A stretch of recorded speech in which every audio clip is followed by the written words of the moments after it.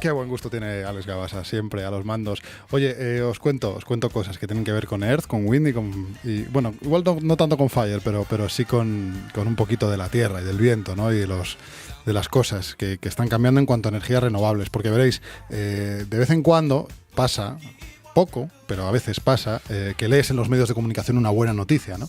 Y aunque no es lo habitual, sobre todo cuando se trata de noticias que tienen que ver con la manera en la que los humanos tratamos este planeta, pues hoy me apetecía abordar una noticia que yo me encontré y que me pareció muy interesante. La Eurocámara aprueba con apoyo masivo elevar al 35% la energía renovable en el año 2030. Claro, yo quería hablar de esto, pero yo tengo una idea muy relativa de esto, pero conozco una persona, que además probablemente muchos de vosotros también conozcáis, que sabe un montón y que está allí en este Europarlamento, que se llama Florent Marcellesi, europarlamentario de Equo, y que si no me equivoco nos está escuchando a través de Skype. Florent. Hola, buenos días. ¿Qué tal? ¿Cómo estamos? Muy bien, aquí estamos, en Bruselas. En Bruselas, oye, todo el mundo hablando de Bruselas últimamente, aunque me temo que no es por esto, sino por Puigdemont. No te lo habrás cruzado por ahí, ¿no? No me lo he cruzado, pero desde luego hemos tenido bastante eco de su presencia aquí, aunque hoy no está en Bruselas, hoy está en Dinamarca, es por verdad. lo cual hemos pasado la patata caliente a otro país. Muy bien. Oye, decíamos que era una buena noticia, aunque yo a veces tengo dudas con esto de las buenas noticias, ¿no? ¿Esto es una buena noticia o es un paso un poco insuficiente, esto del 35% de las energías renovables para 2030?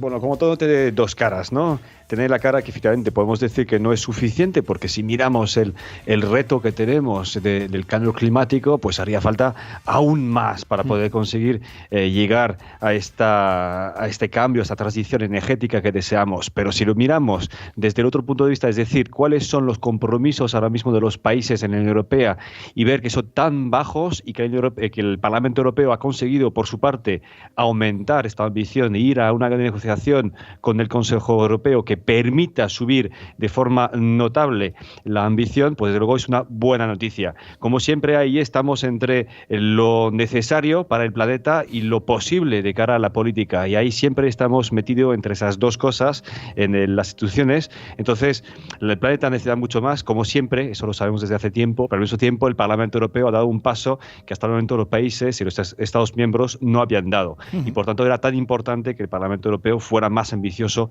que el resto de instituciones en la Unión Europea. Oye, Florent, es importante destacar también que el Parlamento Europeo ha mostrado su rechazo al famoso impuesto al sol del gobierno español. Yo no sé qué efecto real tiene este rechazo, digamos en la práctica. Bueno, primero es un rechazo que tiene un valor simbólico muy importante, porque además en este punto, cuando se votó la semana pasada en el Parlamento, fue interesante ver la votación del Partido Popular Europeo en su conjunto. Los únicos del Partido Popular Europeo que votaron a favor del impuesto al sol fueron los españoles, nadie más, es decir, nadie de su bancada les apoyó, se quedaron solitos. Entonces esto es una bofetada en toda regla al PP español sobre el impuesto al sol. Pero efectivamente tenemos que ver ahora mismo cómo se va a traducir en términos concretos, y esto hay que ver que el proceso legislativo europeo pues tiene varias fases, y ahora mismo vamos a llegar a la última fase, que es la fase de negociación entre Parlamento Europeo y Consejo Europeo, es decir, los Estados miembros, y es donde realmente, si al final la negociación se queda dentro el no al impuesto al sol, será parte de la legislación europea, y en este caso su aplicación en España será obligatorio. Por tanto, lo que tenemos que esperar ahora mismo en los próximos 2 meses es la negociación entre Parlamento Europeo y Consejo Europeo, y ahí espero que el Parlamento Europeo será muy fuerte para poner en la negociación y con punto clave, línea roja, que se quite el impuesto al sol, lo cual es posible porque ahora mismo hay una mayoría muy a favor de quitarlo, incluso en la derecha.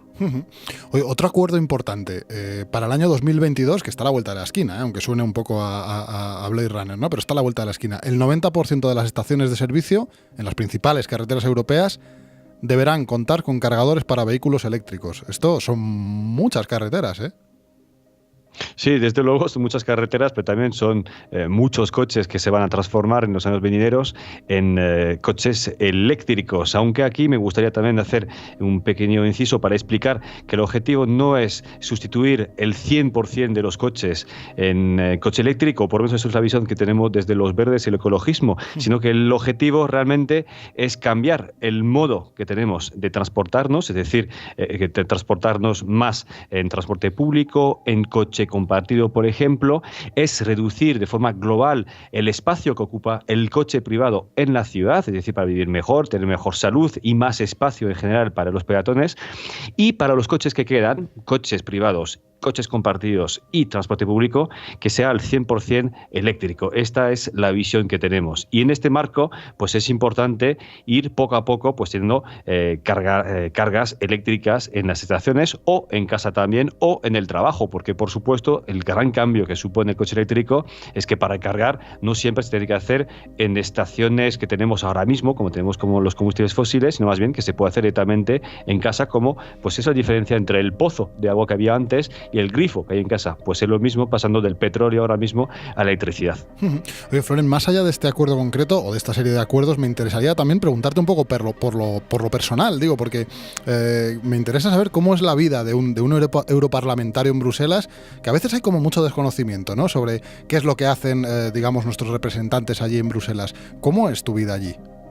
Pues primero, mi vida no es en Bruselas, mi vida es en el aeropuerto, en la estación de tren, claro. Porque no paramos de cambiar de sitios, porque claro. El Parlamento Europeo primero tiene dos sedes. Estamos siempre entre Bruselas y efectivamente Estrasburgo. Claro. Estrasburgo es este símbolo de la reconciliación entre Alemania y Francia. Y además, pues pasamos mucho tiempo, por supuesto, en nuestro país de origen, en el caso, pues España, lo cual hace que tenemos una vida en un mes que se divide entre Bruselas, Estrasburgo y España. Además de las posibles misiones que vamos a hacer fuera de Europa, como puede ser, por ejemplo, pues Camerún, para mí el año pasado. Entonces te puedes imaginar que la vida de un eurodiputado primero es una vida muy movida en este sentido, y tenemos este don de ubicuidad. Al final, pues casi lo conseguimos porque estamos en muchos sitios a la vez o de forma seguida. Y entonces luego, pues el trabajo se reparte entre comisiones, plenarios en diferentes sitios, y sobre todo, pues es un aluvión de ideas, un aluvión de proyectos, porque realmente podemos pensar o imaginar que el Parlamento Europeo es el parlamento más grande que hay en el mundo, 751 diputados, por lo cual nos da una imagen de la cantidad, la magnitud de información, informes que se está tratando aquí, porque al final, pues quizás tenéis que saber ahí, en Madrid, en España, que el 70% de las leyes que tenemos en España, pues vienen de una forma directa o indirecta de la Unión Europea, por lo cual, pues imaginar lo que supone ser en el día a día un eurodiputado. Oye, hemos hablado de coches eléctricos, de movilidad. Tú eres ingeniero de caminos, si no me equivoco, de caminos, canales y puertos, y además eres urbanista, así que te tengo que preguntar por todo esto, ¿no? Porque yo no sé si las ciudades, en concreto las ciudades españolas, hacia dónde vamos en materia de movilidad. No sé si están marcando la pauta ciudades como Oslo, donde prácticamente se quiere restringir al 100% el vehículo privado, o por el contrario, el lobby del automóvil, digamos que no va a permitir que ocurra algo así. Pues yo creo que existe una lucha, pero existe una evolución que es muy clara. Además lo estamos viendo, tú has citado Oslo, podemos citar también París con su sistema de bici, también podemos citar a ciudades como Copenhague, donde hay más bicis que coches desde hace muchísimo tiempo. Podemos citar también pues ciudades españolas como Madrid, que ya están metidas en esta evolución, porque además cuando vemos que muchas ciudades quieren prohibir, por ejemplo, los coches de diésel, y que Madrid es parte de esta coalición, pues vemos claramente que esto no es una cosa solamente del norte de Europa, sino que es una cosa que está dando en toda la Unión Europea. Y además tenemos que añadir a esto pues que incluso los constructores automovilísticos también están metidos en esta evolución. Yo hace poco me reuní con unos cuantos porque era uno de los ponentes sobre una directiva que tiene que ver con lo que hablamos al principio, sobre eficiencia energética, y ahí me decían los constructores, pues nosotros también estamos en la misma orientación. Sabemos perfectamente que el coche privado, tal y como lo hemos conocido hasta el momento, está muerto, y el futuro pasa por el coche compartido, el coche eléctrico, el transporte público eléctrico. Entonces, pues hay una conciencia que ha nacido, y yo creo que este proceso ya no se puede parar. Entonces, en las ciudades, los conductores, los legisladores también pues saben perfectamente que el futuro pasa por repensar la ciudad en torno a la persona y al medio ambiente, y que el coche como tal no sea un fin en sí mismo, sino más bien una herramienta, además más sostenible. Hoy hemos citado a los lobbies y me gustaría que nos contaras un poquito y brevemente de primera mano quiénes son y qué hacen ahí en Bruselas, porque yo tuve la oportunidad de conocer ese parlamento precisamente de la mano de Equo y de ti mismo, y los lobbies no se esconden precisamente, están ahí en el hall del apartamento, iba a decir, del Parlamento, presentes en las distintas ponencias, comisiones y defendiendo los intereses que representan, ¿no? Pues yo te voy a decir una cosa, siendo muy claro, es mucho mejor que no se escondan. Claro. Porque lo peor que puede pasar con los lobbies es que se escondan, que no sepamos dónde están, quiénes son, qué hacen. De hecho, es lo que pasa muchas veces en el Congreso español, por ejemplo, donde no existe una ley clara de transparencia sobre los lobbies. Y por lo menos en el Parlamento Europeo pasa una cosa que a mí me gusta, es que los lobbies se tienen que identificar, se tienen que registrar en un registro de transparencia y por tanto sabemos quiénes son. Y cuando entran en el Parlamento Europeo sabemos y los podemos identificar. Esto es el primer paso para tener un poco de política democrática transparente. Y luego cuando hablamos de lobby, pues por supuesto hablamos de muchas cosas diferentes, porque un lobby, ¿qué es al final? Es un grupo de intereses, un grupo de presión que presiona por sus intereses, vamos, al igual que lo hacen muchos partidos, sindicatos, grandes empresas, grandes corporaciones. Y lo importante es sobre todo pues pensar que ahí en el Parlamento Europeo llegan todo tipo de lobbies, de los lobbies buenos para algunos, que podemos llamarles, es decir, cuando defienden, por ejemplo, el interés de las generaciones futuras, pero también lobby que podemos considerar nosotros como malos, porque lo que único que defienden realmente es el interés privado de sus grandes corporaciones o multinacionales. Pero al final esto existe, no lo podemos esconder, lo que tenemos que hacerlo sobre todo es que se vea, sea transparente y que quede en las leyes una huella legislativa de dónde vienen las leyes, de qué lobby ha estado detrás. Esto es muy importante, yo creo que es la próxima realmente etapa que va a seguir el Parlamento Europeo, es que haya una huella legislativa, una trazabilidad. Y a mí me gustaría muchísimo que en España, pues primero hubiera transparencia y también esa trazabilidad, porque lo más importante es entender que los lobbies no van a desaparecer, porque los diferentes intereses humanos existen en la sociedad plural como la nuestra, sino que tenemos que hacerlo es organizarlos de forma transparente para que sepamos de qué medios constan, tienen para hacer sus lobbies y cuáles son sus ideas y a quién han hecho presión y a quién han influido. Oye, por último, ya te dejamos tranquilo, que sabemos que eres un tipo ocupado. Me gustaría que en estos tiempos, ¿no?, de creciente antieuropeísmo, ¿no?, por todas partes, nos dijeras por qué es importante Europa, más allá de que el 70% de las leyes se decidan allí, como nos has comentado, que no es poco, pero ¿por qué crees que hay que seguir defendiendo el proyecto común europeo? Porque nos estamos dando cuenta que la mayoría de los temas ahora mismo que estamos tratando, sea en Madrid, en España y en Europa, son temas que ya no tienen fronteras desde hace tiempo, pero nos damos aún más cuenta ahora mismo. Primero, por supuesto, empezando por los temas ambientales, temas ecológicos. El cambio climático, bueno, suda totalmente la frontera española, francesa o alemana.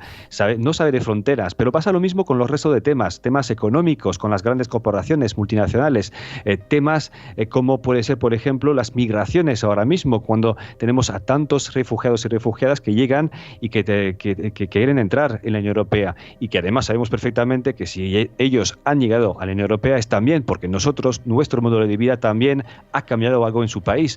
Por tanto, sabemos que a nivel social, a nivel económico, a nivel ecológico, pues no hay fronteras. Y si no hay fronteras, como pensábamos se les había antes, pues claramente lo que tenemos que hacer, tenemos que pensar a otro nivel para poder tomar decisiones al nivel correcto.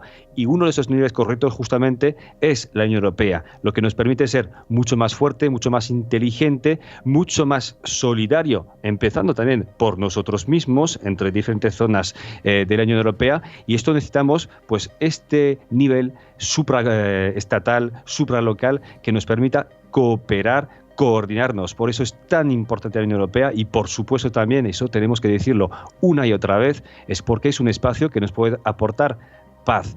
Los europeos hemos sido realmente muy buenos en tener 3 guerras, vamos a decir 2 guerras mundiales y una antes en el siglo XIX, con millones de muertos. Lo único que queremos, lo último que queremos es volver a este estado. Y la Unión Europea, si ha conseguido algo, justamente es aportar cooperación, paz en vez de guerra. Y esto tiene que ser, para mí, un proyecto que sigue vigente para el siglo XXI. Pues con todo lo que tiene que mejorar la Unión Europea, yo estoy totalmente de acuerdo contigo y de verdad te agradecemos que te hayas dado un paseíto por esta ciudad secreta, que es un lujo tenerte aquí y nada, y a ver si la próxima pues te pillamos por aquí por España y nos tomamos un cafelito, ¿vale?